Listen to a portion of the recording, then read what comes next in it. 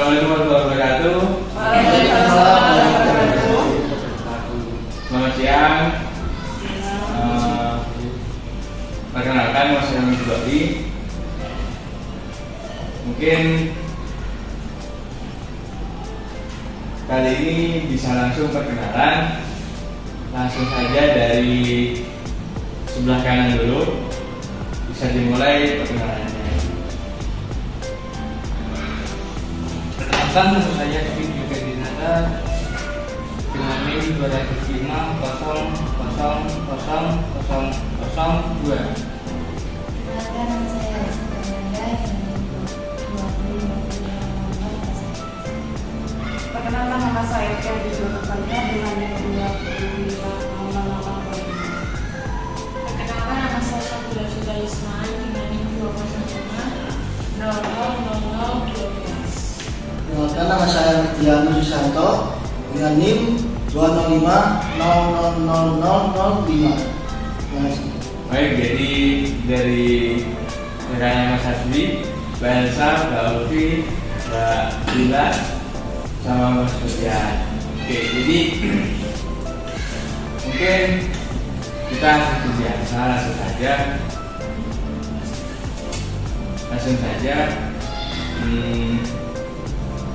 Kiranya teman-teman di sini tentunya tidak hanya duduk karena tidak ada kopi, tidak ada apa saja, jadi bisa langsung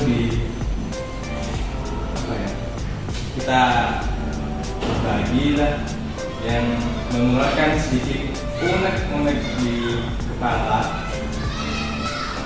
Mungkin setelah dari kanan kiri ya, bisa dimulai atau siapa yang mulai?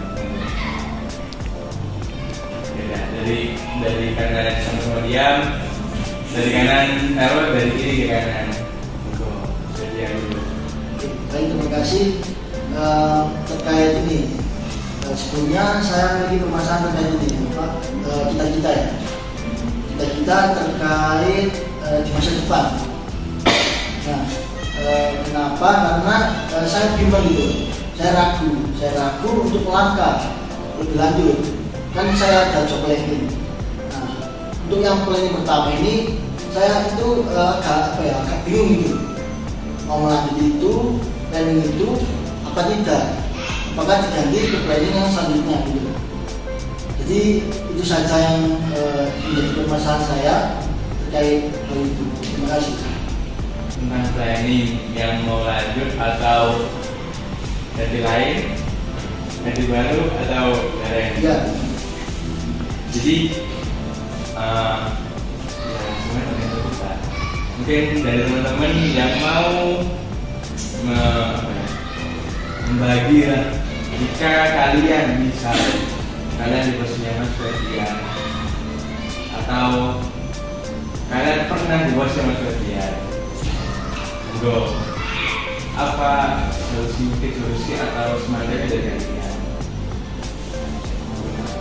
Ya, Terima kasih buat Mas Ridho dan memberikan saya cita-cita yang sudah kita bangun itu sudah kita jadikan lagi dari adapun kok ada sesuatu yang baru atau ingin yang baru, ya kita harus mempertimbangkan dengan baik.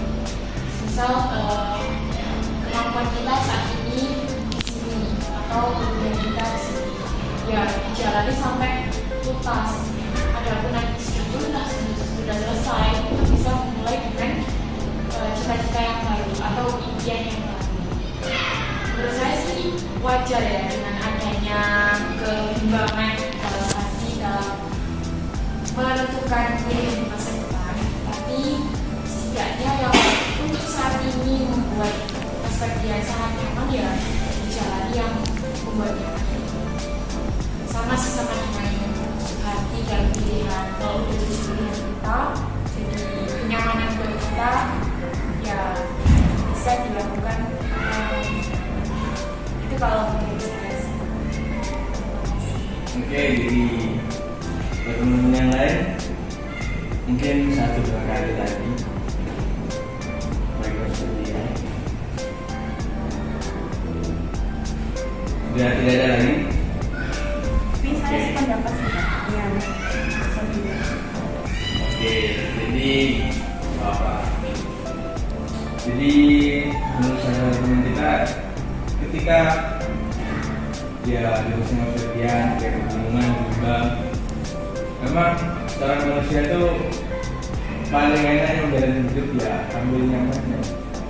Kalau kita tidak nyaman di suatu posisi, sesuatu yang kita raih itu tidak membuat kita nyaman, tentu saja kita akan keluar dari kita sendiri. Ya tapi banyak orang yang melakukannya sesuatu yang tidak nyaman tapi tetap dijalani, sekalipun ya tidak menyenangkan. Menurut saja mungkin pengen. Berarti intinya kan harus kita jalani aja kan. Kita jalani walaupun nantinya tercapai realitasnya itu ya bisa dilakukan gitu kan. Jadi intinya kan cuma jika dikatakan oleh Epictetus itu hanyalah ya tergantung kita. Katanya paling simpelnya oleh kata Epictetus dari 100 tahun sebelum Masehi hanyalah tergantung kita. Mungkin dari Mbak Syabila, monggo. Terima kasih telah diberikan kesempatan untuk menerangkan masalah saya. Di sini sebenarnya bukan permasalahan sih, mungkin yang saya rasain aja itu dari kurang percaya diri. Mungkin contohnya saat presentasi atau mengutarakan pendapat atau melakukan sesuatu, bukan yang lebih parah atau saat ini saya rasakan itu overthinking terkait dengan penampilan. Padahal kalau kita pikir ya hampir sama gitu ya bagus, tapi karena adanya rasa sifat kurang percaya diri, jadi merasa rendah terus, merasa di mata orang lain itu kayak aku apa sih, apalagi kalau habis teman presentasi terus kita terus ada yang presentasi lagi itu kayak melihat wah kok bisa ini aku padahal kita udah ya mungkin udah belajar tapi apa ya kenapa kok masih kayak gitu, kok dia sampai ingat gitu, mama ditanyain dosen apa terus masih ingat, kok aku kok udah lupa ya, padahal kan masih kemarin. Itu sih menurut saya kurang percaya diri, kurang. Kalau belajar sih udah mulai belajar, udah mulai apa ya, berusaha biar paham kemampuan kita gitu, tapi masih ada sisi kurang percaya diri sehingga itu yang membuat selalu merasa kalau mau jadi jauh. Jadi biasa merasa insecure ya. Jadi teman-teman ya teman-teman mestinya sudah juga merasakan. Mungkin saya cek aja 1 atau 2 yang monggo yang mau, entah itu solusi, entah itu ya sebuah jalan keluar dari permasalahan. Monggo siapa? Ya, kemudian. Terima kasih terkait permasalahan Sabila ya. Ini kurang percaya diri. Jadi jika kita mau presentasi ataupun mau apain, ya pada kita harus itu memahami.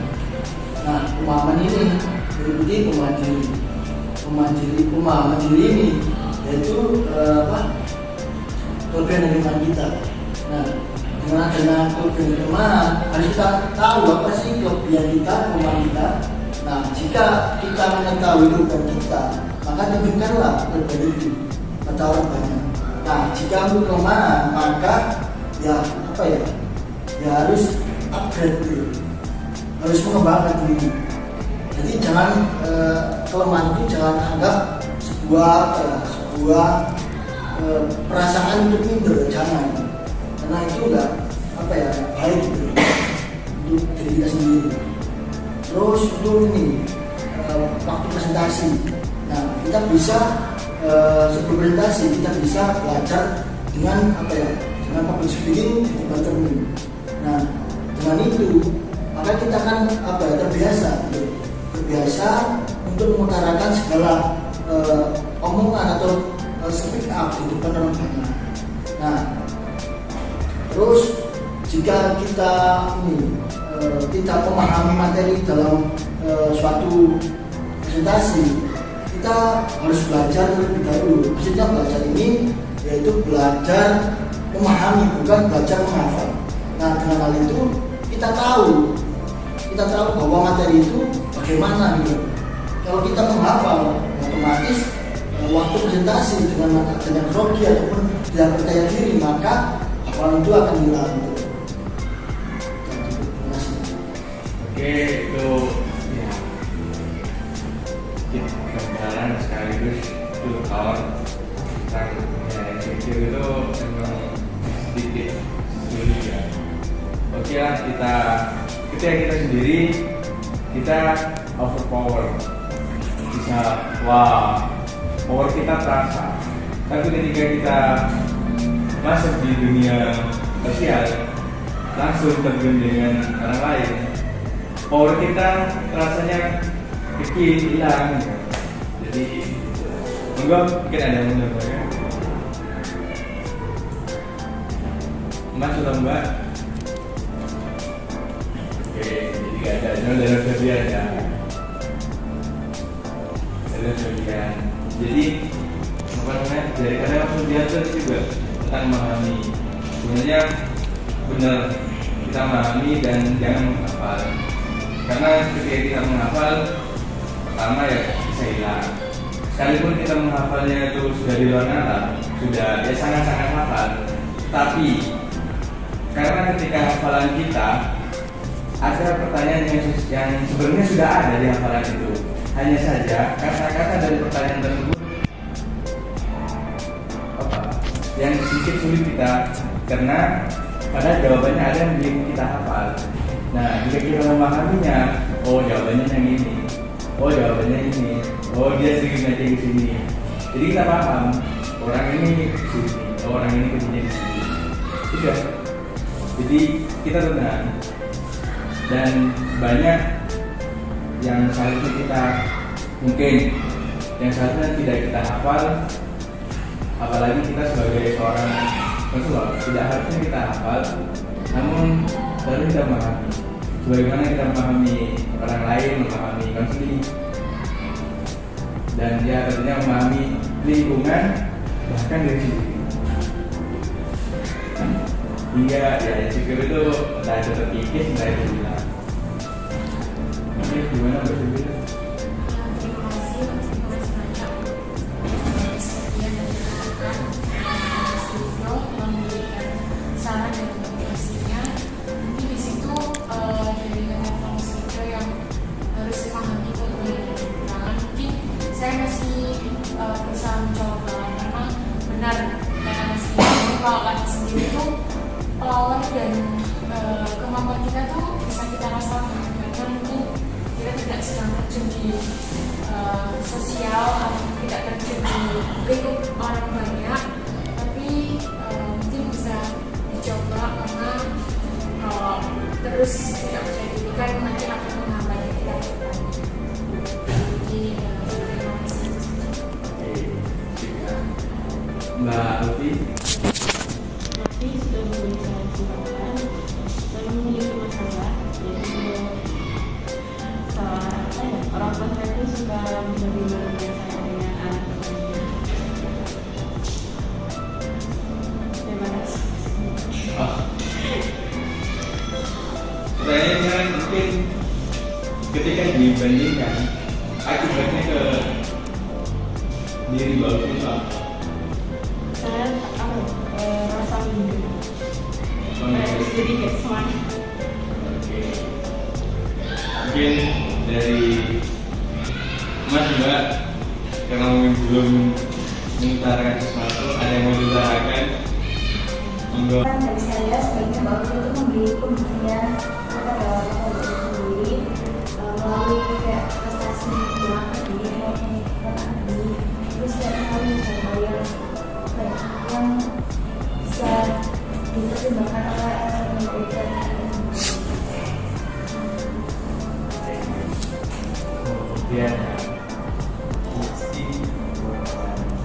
Ayo mungkin Mas Husbi, karena dari tadi senyum manisnya itu menyuarakan. Di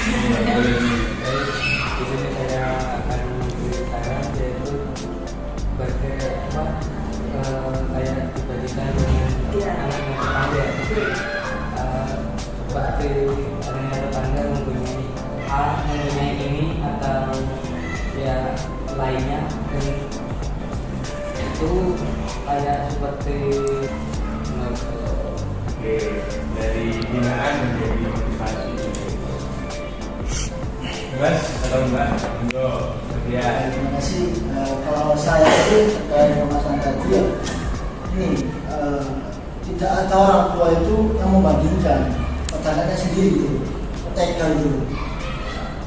Pada dasarnya orang yang seperti itu atau seperti itu, berarti berarti diri kita itu masih belum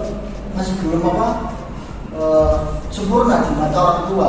Mungkin dari dari kesadaran kita, mungkin kita malas ataupun mungkin kita nggak pernah membantu orang tua atau gimana gitu. Jadi kita lebih introspeksi diri aja sebelum orang tua itu makin membandingkan diri kita di orang lain gitu. Karena pada dasarnya orang tua itu ya sayang kepada anaknya nanti. Ya sih, terima kasih. Ya sih, mau menanggapi dari karena hampir sama ya pemikiran saya dengan sebagian. Kalau dari orang tua tuh nggak ada yang sampai ada niatan jelek dari membanding-bandingkannya itu. Kadang karena saya juga ngerasain sendiri kalau dari banding-banding itu kita jadi bisa memandang diri gitu loh. Oh berarti di sisi sini saya ada kurang, tapi di sisi ini berarti saya harus membenarkan dari sisi itu gitu loh. Maksudnya ya apa yang diucapkan sama orang tua kita itu pasti yang terbaik. Iya maksudnya.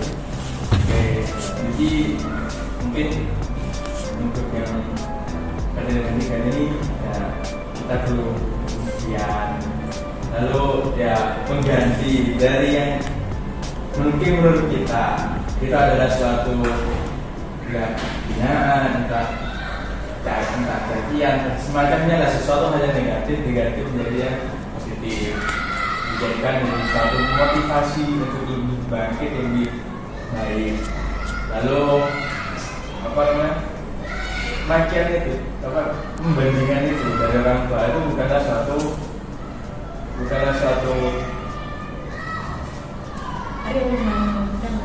itu cuma bentuk suatu kesayangan dari orang tua. Terus ya mungkin jika mengingat kata-kata seperti ya, lagu pun itu kasih itu suatu masalah terhingga ya. Jadi tidak memungkinkan orang tua itu kamu ini terus jangan dari kakak gitu. Oke. Dan tentunya sekalipun orang tua itu membandingkan kita, tentunya kita ini juga punya kelebihan. Oke lah, ada tetangga pinter akademisnya, otaknya encer. Nah, tapi dia otaknya encer tapi etikanya kurang. Kita etikanya oke, otaknya kita encer. Jangan salah. Terus mungkin dan akademi kita bisa meningkat. Oke lah, dia jadi seorang guru, seorang PNS macamnya. Kita seorang pengusaha kan beda. Jadi setiap orang beda-beda. Kalau semuanya jadi guru, siapa yang jadi murid? Ya oke, gimana? Ya, pendapat. Jadi saya ini harus belajar untuk jadi yang terbaik. Saya mau izin ada tambahan sih buat ya sekedar motivasi aja atau dorongan dan semangat kalau ini. Jadi orang tua itu tuh sayang banget sama kita. dari perbandingan itu kita boleh menahan diri, tapi kita juga harus tahu dengan kelebihan yang kita punya. Intinya be yourself dan jadilah diri sendiri dengan versi terbaik kamu. Kita nggak perlu jadi anak tetangga, kita nggak perlu jadi teman kuliah kita nggak perlu jadi sahabat kita yang kita. Jadi tetap jadi diri sendiri dengan versi terbaik.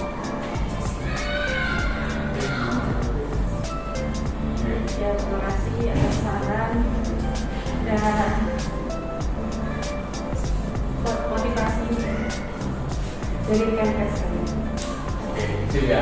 Ya. Baik, untuk Mbak Elsa. Ini saya itu punya masalah terkait dengan waktu, kayak sulit mengatur waktu. Oke, waktu. Oke, dari teman-teman sekalian, ada yang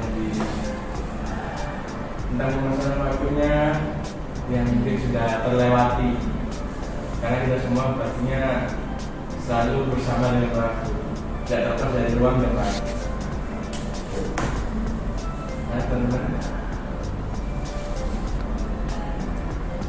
Oke, tidak. Mungkin dari Mas Rido bisa menanyakan ke Mbak Elsa apa saja yang maksudnya kan kurang bisa memanage waktu itu dalam hal apa saja. Mungkin Mbak Elsa bisa menjelaskan contohnya. Contohnya tuh kayak kegiatan itu sudah dengan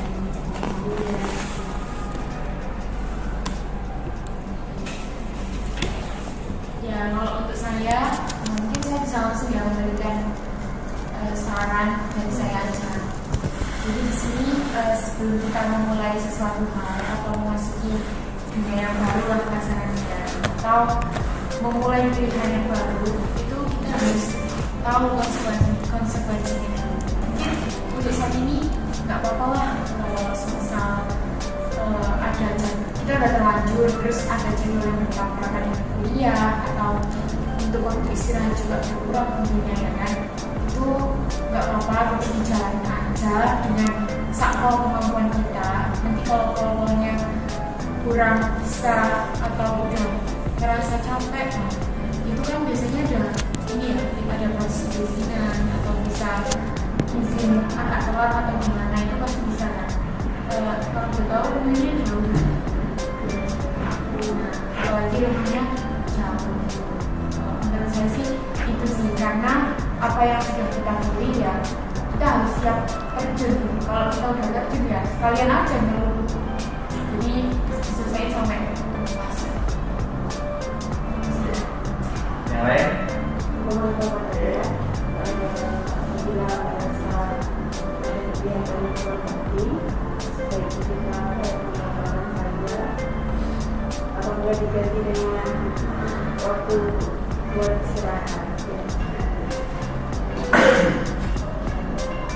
Sengaja ya? Gimana Mbak?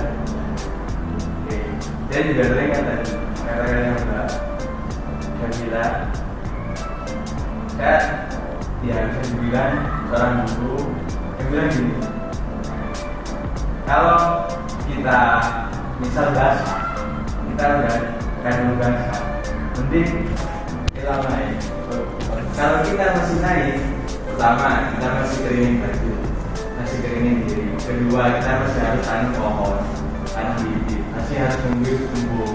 Kalau kita belum kalian belum di dalam masih ada ikan, masih ada sesuatu yang bisa kita panen. Jadi ini kita juga masih dalam ada. Kalian merasa semua. Oke? Yang terakhir, Mas Hasbi. Baik, di sini saya akan memberi permasalahan saya, yaitu saya di sini kuliah di Surabaya dan juga bekerja di Surabaya. Paginya kuliah dan malamnya saya bekerja. Tapi orang tua tidak mengetahui saya itu bekerja, dan orang tua mungkin apabila mengetahui pastinya akan marah. Apakah saya harus memberitahunya atau bagaimana? Terima kasih. Jadi karena itu kemudian Mas gimana? Jadi Mas Hasbi ini tidak boleh, yang pasti sudah tidak boleh bekerja. Iya, itu. Fokus untuk kuliah. Iya. Dan sekarang saya juga, Mas Hasbi ini bekerja tujuannya apa? Satu untuk mencari pengalaman dan juga kedua itu untuk membantu kedua orang tua. Gimana Mas Mbak? Mungkin ada yang mereka pengen sampaikan? Mbak, Mbak Elsa. Sebenarnya tuh kalau misalnya Mas Hasbinya pengen kerja itu sebaiknya kayak dikoordinasikan dulu sama orang tuanya, terus ditanya kenapa kok nggak boleh kerja, alasannya apa. Baik. Oke, baiklah. Saya setuju dengan pendapat Mbak Elsa terkait menanyakan kenapa dan mengapa tidak mau kerja. Tapi di sini yang perlu digaris bawah itu dari Mas Hasbi sendiri. Yang tahu kemampuan Mas Hasbi itu ya Mas Hasbi sendiri.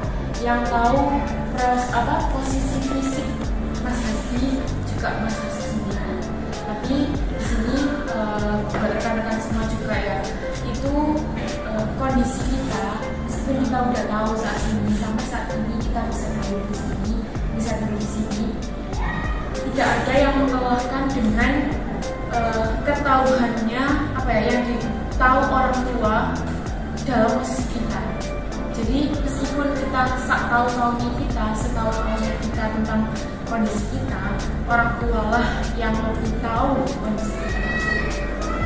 Jadi untuk jalan terbaiknya tetap dijalani asal tidak menyakiti dari masing-masing sendiri. Karena kan mungkin semua orang tua itu nggak akan ada yang mengizinkan kalau tahu kondisinya. Mungkin ada sakit yang kita nggak tahu, atau mungkin ada takut kecapean, takut nanti jadi kelainan kuliahnya, terus nggak fokus dan lain sebagainya, jadi molor. Nah itu kan juga berpengaruh. Jadi kalau mau melakukan sesuatu itu juga dipikir, kita boleh buat bantu orang tua, buat menambah pengalaman, tapi asal tidak asal tidak membuat urusan lain kita jadi berantakan. Jadi tetap fokuskan tapi semuanya berjalan. Dan saya sih mungkin Sabian. Ini cuma menambahkan dari pernyataan Mas Hasbi ya. Orang tua Mas Hasbi jika tahu Mas Hasbi ini bekerja akan dimarahi ya. Mungkin ya. Nah, mungkin dari hal itu orang tua ini mikir bahwa jika Mas Hasbi untuk bekerja, maka orang tua akan ini mengkhawatirkan Mas Hasbi, mengkhawatirkan dalam tanda kutip bisa nggak Mas Hasbi itu memanajemen waktu antara kuliah dan kerja dulu. Mungkin itu pikiran yang ada di orang tua Mas Hasbi. Jadi kita perlu jika kita mau dua hal itu, kerja sambil kuliah, maka ya harus bisa memanajemen waktu gitu. Mungkin itu pikiran yang ada di otak dari orang tua Mas Hasbi terkait Mas Hasbi jika kerja itu tidak boleh, itu mungkin itu alasannya. Nah, baik, terima kasih, mungkin itu saja dari saya. Oke, sudah. Mau ada lagi? Tidak. Kita setuju dengan rekan. Jadi ya yang paling penting mungkin yang intinya dari teman-teman sekalian itu Mas Hasbi perlu untuk yang namanya memberitahu orang tua, mengkoordinasikan dengan orang tua, mendiskusikan dengan orang tua bagaimana sesuatu yang bisa disepakati dengan orang tua. Dan ya karena memang sudah sudah waktunya untuk mandiri, tapi usahakan kemandirian itu banyak. Dan memang ketika sudah memasuki umurnya, seorang memang harus dewasa dan termasuk bijak dalam mengambil tindakan. Seorang sekalipun menurut kita mungkin kuliah sampai kerja itu adalah sesuatu yang tindakan yang dewasa. Tapi ketika itu merugikan, itu adalah suatu tindakan kanak-kanak yang hanya meniru itu. Ketika itu menjadi sesuatu yang merugikan, itu menjadi sesuatu yang bukan tindakan dewasa, melainkan sesuatu yang tindakan anak-anak yang suka meniru orang lain atau semacamnya. Jadi mungkin lebih bedanya apa ya? Mungkin bisa dirundingkan dengan orang tua. Mungkin gimana Mas? Baik, terima kasih atas sarannya. Jadi dari persiapannya sampai Mas Abdi sudah selesai. Mungkin untuk selanjutnya karena beda saja tentang yang kita depan sip juga dari Mbak Syabila, Kang Sekio dan Nasib. Oke, dari Mbak Ulfi atau oke, Mbak Elsa dan manajemen oke sudah juga ya.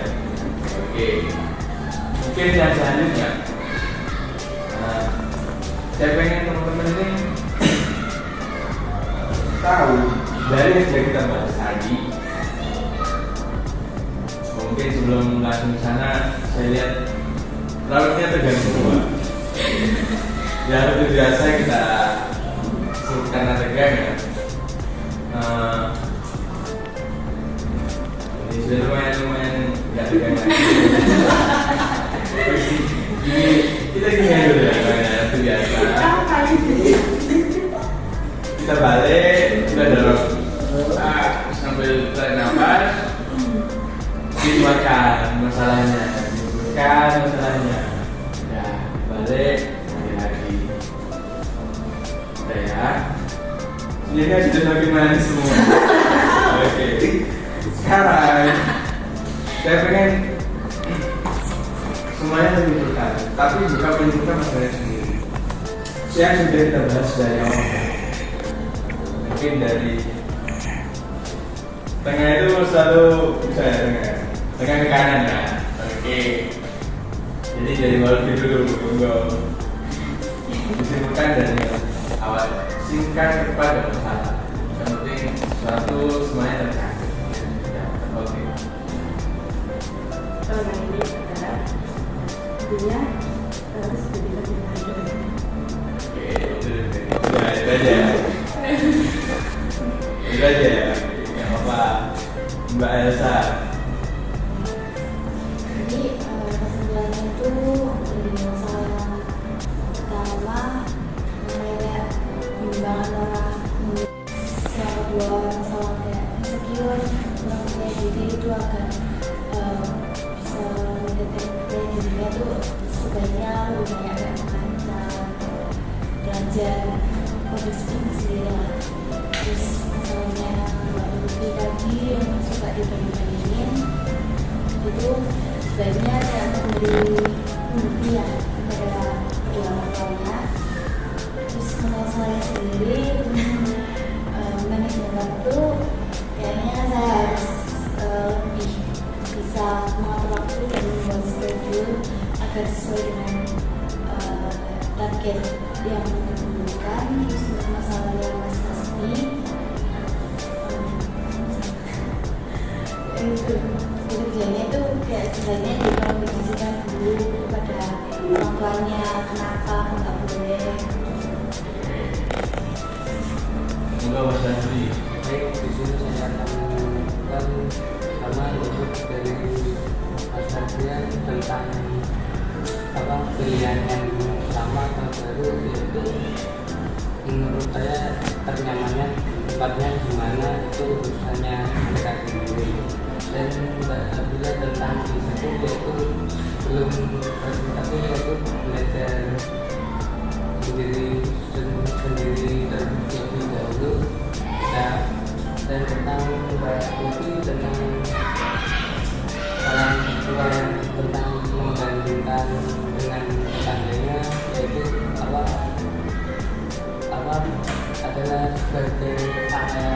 pasti aja dan nggak bisa masalahnya tentang waktu tentang waktu yaitu dengan memberi izin bahwa ada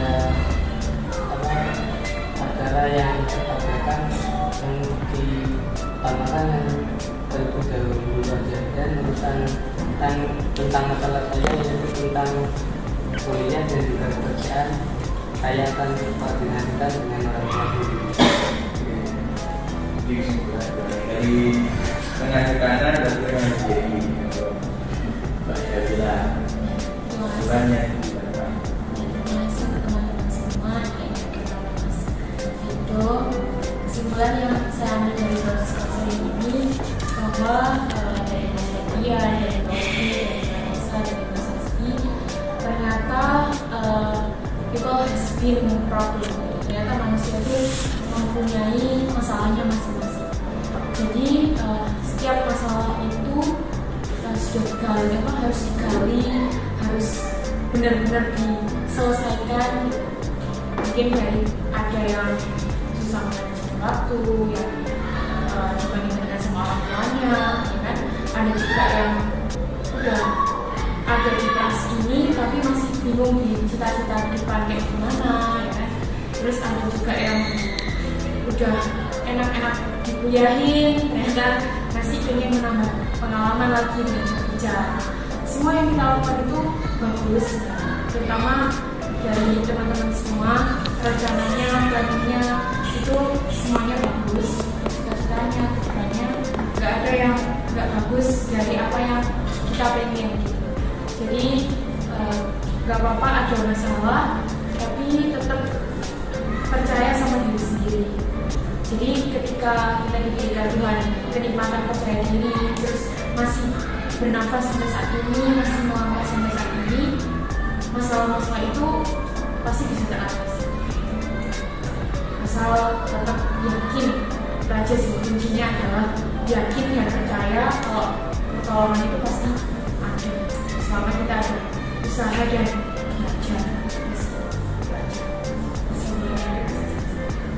Oke, terakhir bagian. Baik, terima kasih. Jadi kesimpulan yang saya dapat dari proses konseling ini yaitu jangan takut untuk melangkah, karena pada dasarnya kita makhluk manusia atau makhluk yang berkembang.